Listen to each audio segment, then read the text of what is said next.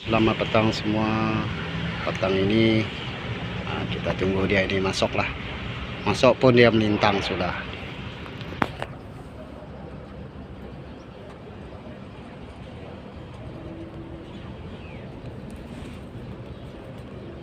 Haluan bawa ke P8 lagi.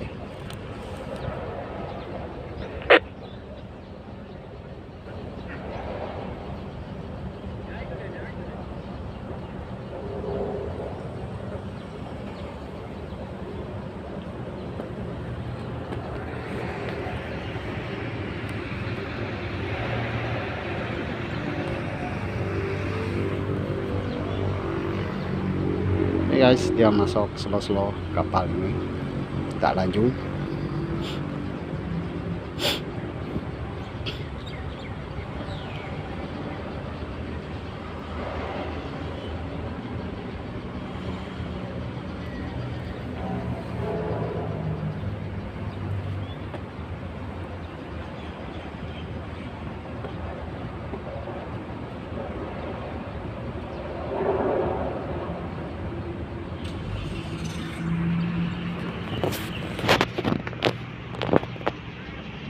Oke, kapal kita slow-slow guys, dia masuk melintang pukang guys, tengok terlebih ke sana.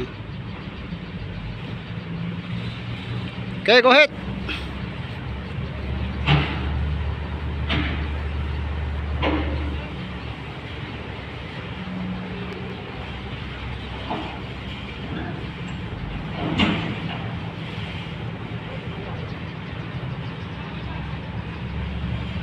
Kapal kasih lurus, jangan bengkok-bengkok, don't belok-belok, go to straight.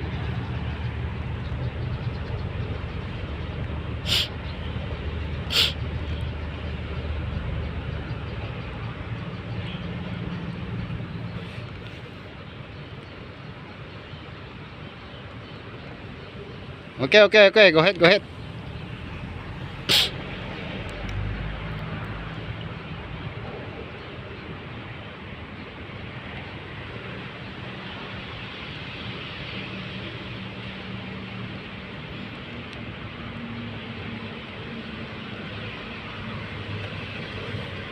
Oke, kontrol sekarang boleh go ahead, lurus lah, musik.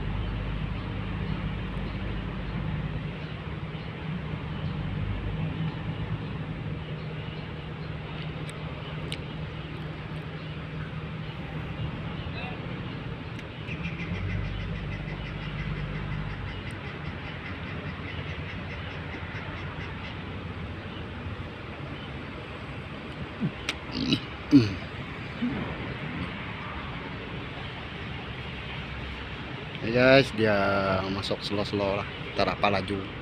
Nanti kalau dia laju langkah sana langkah sini, nanti sah lagi kita bikin report sama dia, buat report lagi, mau sign lagi, semua itu mau panjang dia punya itu kerja nanti kalau satu kerja dapat 10 kerja, nanti buat satu kerja jadi 10 biji kerja dibuat. Aduh, tapi tak apalah, kapal ini memang dia slow-slow masuk, dia tak dapat laju.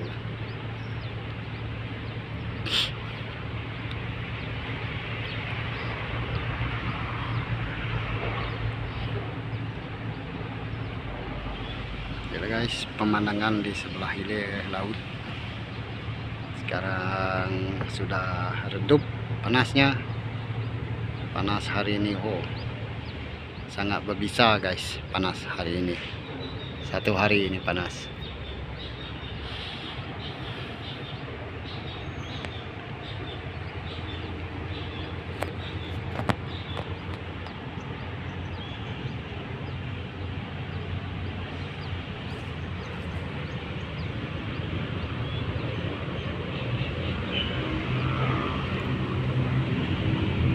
Sebab ini kapal ini dia terlalu panjang guys.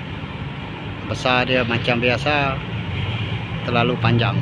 Sebab dia susah mau masuk. Dia mau kontrol dia punya haluan pun ada susah sikit lah. Sebab dia terlalu panjang.